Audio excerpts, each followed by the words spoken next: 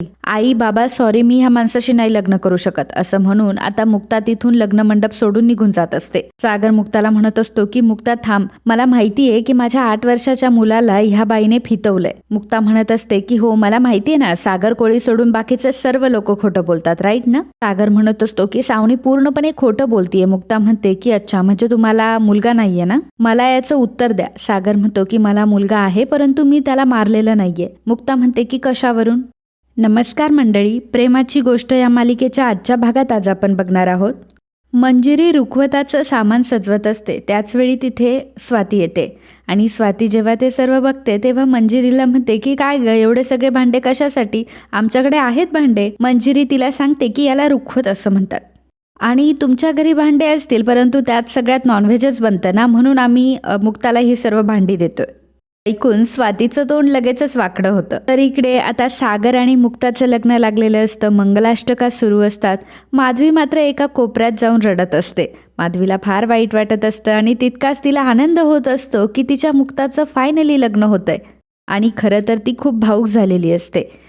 जेव्हा मंगलाष्टका सुरू असतात त्याचवेळी तिथे सावनी येते आणि सावनी त्यांना म्हणते की थांबा, हे लग्न होऊ शकत नाही. सावनी म्हणत असते की हे लग्न होऊ शकत नाही. तर माधवी आता पळत पळत तिथे आलेली असते. माधवीला माहीत असतं की काहीतरी गडबड झाली आहे. जेव्हा ती सावनीला तिथे बघते तेव्हा म्हणते की तू कशाला आली आहेस इथे, आणि तुझं आणि सागरचं जे काही होतं ना ते आम्हाला माहितीये, आणि थांबा काय थांबा, मुक्ताचं लग्न थांबवण्याचा तुला काहीही अधिकार नाहीये. सावनी म्हणते की हे लग्न लावून देण्यापेक्षा तुम्ही तिला विहिरीत ढकला, कारण खरं तर तुम्ही तेच करताय, निगेटिव्हिटीच्या विहिरीत ढकलताय तिला. एरवी तर मी काही बोलले नसते, परंतु मुक्ताला आता मी चांगलीच ओळखते. तिने माझ्या सईच्या चेहऱ्यावरचं हसणं परत आणलंय आणि जेवढं प्रेम मी माझ्या सईवर करते ना तेवढंच प्रेम ती माझ्या सईवर करते, आणि अशा मुलीचं आयुष्य मी माझ्या डोळ्यांनी बर्बाद होताना नाही बघू शकत, आणि मुळात म्हणजे सगळं माहीत असताना मी गप्प नाही बसू शकत. तर मंडळी, मला तुम्हाला एक महत्त्वाची सूचना करायची आहे. आपल्या चॅनलवर तुम्ही येता परंतु तुम्ही सबस्क्राईब करत नाहीत, आणि जितके आपले व्ह्यूअर्स आहेत त्यापैकी सबस्क्राईब मात्र 2% सुद्धा नाही आहेत.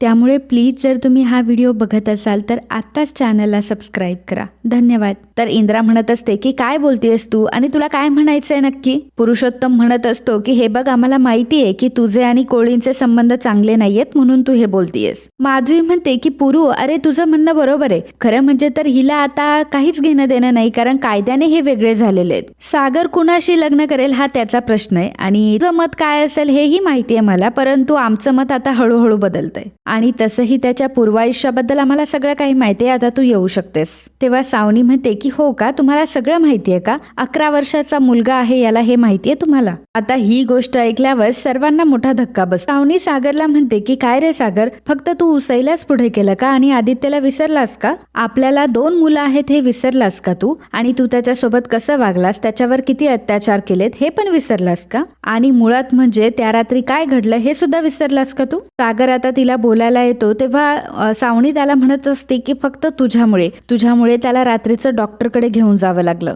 माझा 8 वर्षाचा मुलगा बेशुद्ध पडला होता तेही फक्त तुझ्यामुळे, आणि हा माणूस फक्त माणूस नाहीये तर राक्षस आहे. इंद्रा आता सावनीवर धावून जात असते आणि तिला म्हणत असते की इथं तू कशाला आली आहेस ना, माहितीये मला, माझ्या पोराचं लग्न मोडायला आली आहेस ना. ती आता घाबरते आणि म्हणते की हे सर्व काय आहे, याचा नक्की अर्थ काय होतो. सावनी म्हणते की याचा काय अर्थ होतो मी सांगते ना तुम्हाला. मुक्ताची आई हे तुम्हाला काय सांगणार, मी तुम्हाला सगळं काही खरं सांगते. बाप म्हणून हा अजिबात लायकीचा नाहीये. या माणसाने माझ्या 8 वर्षाच्या मुलाला किती मारलं होतं. आई बाबांच्या भांडणामध्ये जर मुलांनी माझी बाजू घेतली तर यात मुलांची काय चूक होती, आणि त्यासाठी त्याने माझ्या मुलाला इतकं मारलं की तो बेशुद्धच पडला. आठवतंय का काही, आणि तसंही कसं आठवेल. इतके दिवस त्याच्या अंगावरचे व्रण गेलेत परंतु त्याच्या मनावर झालेल्या जखमा अजून गेल्या नाहीयेत. अजूनही हॉस्टेलला माझा मुलगा झोपेतून रात्रीचा उठतो आणि पप्पा मला मारू नका असं ओरडून उठतो. सागर म्हणतो की हे बघ सावनी, असं काहीच झालेलं नाहीये. सावनी म्हणते की हो झालं नाहीये ना, असंच म्हणणार तू, आता खोटच बोलणार ना.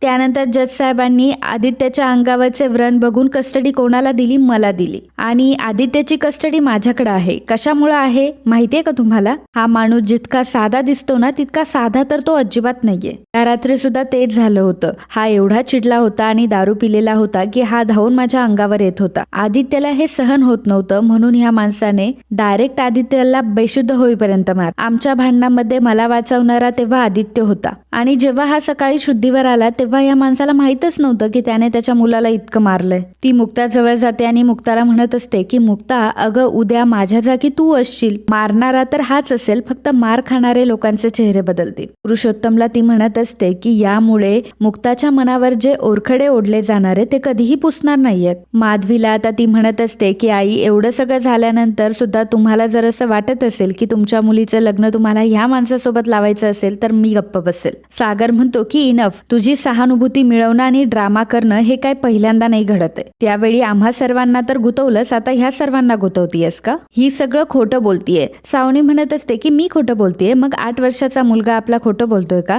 तर सागर म्हणत असतो की तूच फितवलंयस त्याला. मुक्ता, अगं तुला सांगते की आपली सई ज्या वयाची आहे ना त्या वयाचा होता माझा आदित्य. आता मला सांग की तो खोटं बोलेल का? सागर म्हणत असतो की ही पूर्णपणे खोटं बोलती, ही बाई खोटं बोलतीये. सावनी आणि सागर आता दोघंही एकमेकांमध्ये भांडू लागतात आणि त्यांच्या भांडणाने माधवीला मात्र त्रास होत असतो. तर मुक्ता म्हणते की थांबा दोघं पण. अरे लग्न मंडप आहे हा, तुम्ही त्याचंही कोर्ट करून टाकलं. प्रत्येक गोष्टीची एक लिमिट असते आणि सागर कोळी तुम्ही आज सगळ्या लिमिट क्रॉस करून टाकलं. आजपर्यंत तुमचा राग, इगो सगळं काही सहन केलं मी, परंतु जो माणूस एखाद्या स्त्रीवर किंवा लहान मुलावर हात उचलू शकतो ना त्या माणसासोबत मी कधीच राहू शकत नाही. आई बाबा सॉरी, मी ह्या माणसाशी नाही लग्न करू शकत असं म्हणून आता मुक्ता तिथून लग्न मंडप सोडून निघून जात असते. सागर मुक्ताला म्हणत असतो की मुक्ता थांब, मला माहितीये की माझ्या 8 वर्षाच्या मुलाला ह्या बाईने फितवलंय. मुक्ता म्हणत असते की हो मला माहितीये ना, सागर कोळी सोडून बाकीचे सर्व लोक खोटं बोलतात, राईट ना? सागर म्हणत असतो की सावनी पूर्णपणे खोटं बोलतीये. मुक्ता म्हणते की अच्छा, म्हणजे तुम्हाला मुलगा नाहीये ना?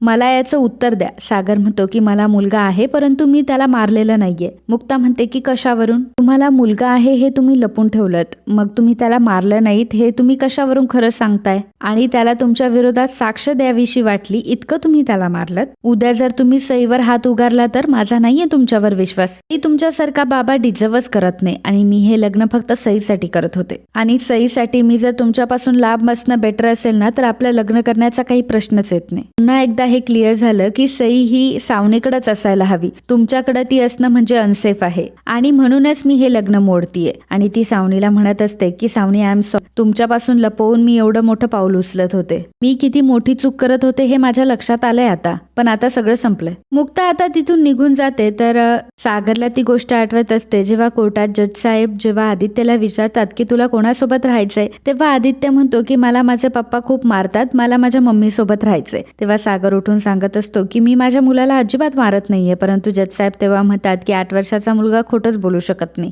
सावनी माधवी आणि पुरुषोत्तमला म्हणत असते की खरं तर माझं चुकलं, मला माहितीये की तुमचं तुमच्या मुलीवर खूप प्रेम आहे आणि तुम्हाला तुमच्या मुलीचं लग्न झालेलं बघायचं होतं. माझ्यामुळे ते मोडलं, परंतु माझा तसा काहीच विचार नव्हता, मी तर फक्त तुमच्या मुक्ताचं भलं केलंय. पुरुषोत्तम आणि माधवी आता दोघंही मुक्तासोबत बोलण्यासाठी आतमध्ये निघून जातात. तर इंद्रा सावनीला बोलत असते की काय ग, जेव्हा येतेस तेव्हा तमाशा करून जातेस? सावनी म्हणते की हो का माझी एक सासूबाई, नाचायला तर तुम्हाला खूप आवडतं ना, मग आता तमाशा तर झालाच पाहिजे. स्वाती सावनीला म्हणत असते की कुठल्या जन्माचा बदला घेतेस ग? सावनी म्हणते की अगं ह्याच जन्माचा घेतीये. आणि ती सगळ्या पाहुण्यांना सांगत असते की चला तुमच्या सागर कोळीचं लग्न मोडलं, आता निघा इथून. सर्व पाहुणे आता तिथून निघून जात असतात. सावनी सागरला म्हणत असते की सागर कोळी हाय, तुम्हाला छान दिसताय हाय हा मुंडवळ्या, परंतु नेक्स्ट लग्नामध्ये वापरा, कारण आता तर तुझं लग्न मोडलंय, चला. तर सागर आता सावनीवर धावून जात असतो तेव्हा अर्जुन त्याला सावरत असतो. सावनी म्हणत असते की अरे तू तर मला कधीच सोडलंय, मी देखील तुला कधीच सोडलंय. सावनी हसत असते आणि हसत हसत ती तिथून निघून जाते. तर इंद्राला मात्र या सगळ्या गोष्टींचा फार मोठा धक्का बसलेला असतो आणि तिलाही चक्कर येत असते. अर्जुन सागरला समजून सांगत असतो की सागर हे बघ, मी तुला एक लॉयर आहे म्हणून सांगतोय, सर्वांसमोर असं वागून सईची केस आणखी कॉम्प्लिकेटेड करतोय आणि तू अजूनच प्रॉब्लेम मध्ये जातोय, तू शांत हो. सायली म्हणते की मी एक काम करते, मी जरा मुक्तासोबत बोलते. आणि मुक्तासोबत बोलण्यासाठी आता सायली तिथून निघून जाते. आणि मित्रांनो, आजचा हा भाग इथेच संपतो. पुढील भागात आपल्याला पाहायला मिळणार आहे हर्षवर्धन आणि सावनी दोघंही खूप खुश असतात आणि ते म्हणत असतात की चिअर्स, सागरचं आपण आणखी एक लग्न मोडलं. अर्जुन सागरला म्हणत असतो की अरे तू एकदा बोलून तर बघ त्यांच्याशी. तेव्हा सागर म्हणतो की आता मी कितीही रिक्वेस्ट केली तरी त्या माझ्याशी लग्न करणार नाही. तेव्हा मुक्ता मुक्ता तिथे येते आणि म्हणते की मी तुमच्याशी लग्न करायला तयार आहे. आणि मुक्ताचा हा निर्णय ऐकून आता सर्वजण मुक्ताकडे बघायला लागतात. तर मित्रांनो, असेच प्रेमाची गोष्ट या मालिकेचं डेली अपडेट बघण्यासाठी आताच आपल्या चॅनलला सबस्क्राईब करा. आणि हा व्हिडिओ जर तुम्हाला आवडला असेल तर व्हिडिओला लाईक आणि कमेंट करायला अजिबात विसरू नका. धन्यवाद.